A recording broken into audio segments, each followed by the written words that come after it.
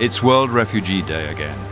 A day, one day we hope of not forgetting. And then it will be tomorrow. And we can go back to forgetting again, to looking away, to letting it pass. Forgetting the numbers of suicides among young refugees, perhaps. Forgetting more tragedy at sea. Forgetting refugees and migrants dying without dignity. Children denied their family. Of course, there is much work to be done. Would a day anyway ever be enough?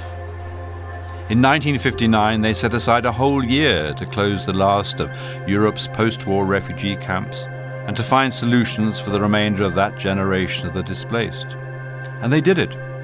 They got there, even as new challenges broached the horizon. So we can cope, and we can do better. And there is absolutely no reason why refugee and asylum policies and practices in this brave new world should simply add to the sum of misery. It's not that we shouldn't talk about people moving and the impact they have on us and our lives, but all too often our picture of those who must flee the intolerable is incomplete or distorted. What is it, after all, about the movement of people that attracts the extremist, the worst of the functionaries, the worst of the politicians, the worst of the media? Is it the ebb and flow of those on the move and the apparent unpredictability of displacement? Is it knowing that this has always been with us and that simple solutions just do not exist for what is quite definitely not a simple issue? Or is it opportunism, perhaps, together with the simple inability to take up challenging issues and a lack of empathy or imagination that generates the tough response, which works itself out then in negative indifference and in the positive abuse of those displaced, in breaking up families just as the slavers did?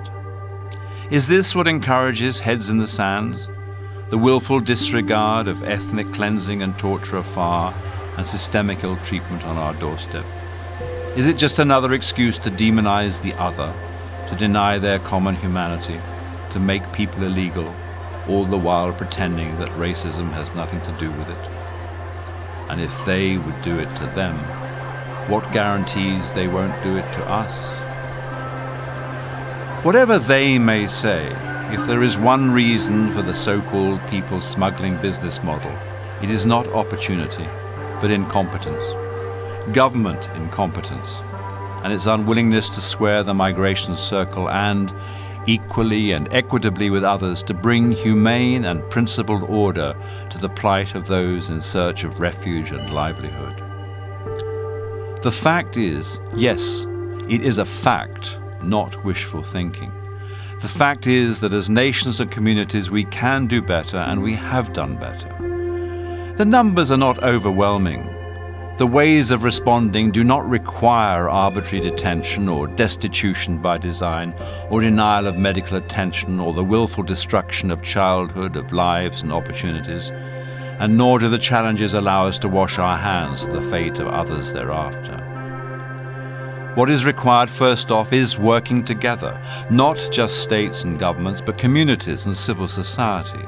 And working together requires listening, understanding, and often a compromise or two. It's a process which, taken up in good faith, can lead to results in the common interest.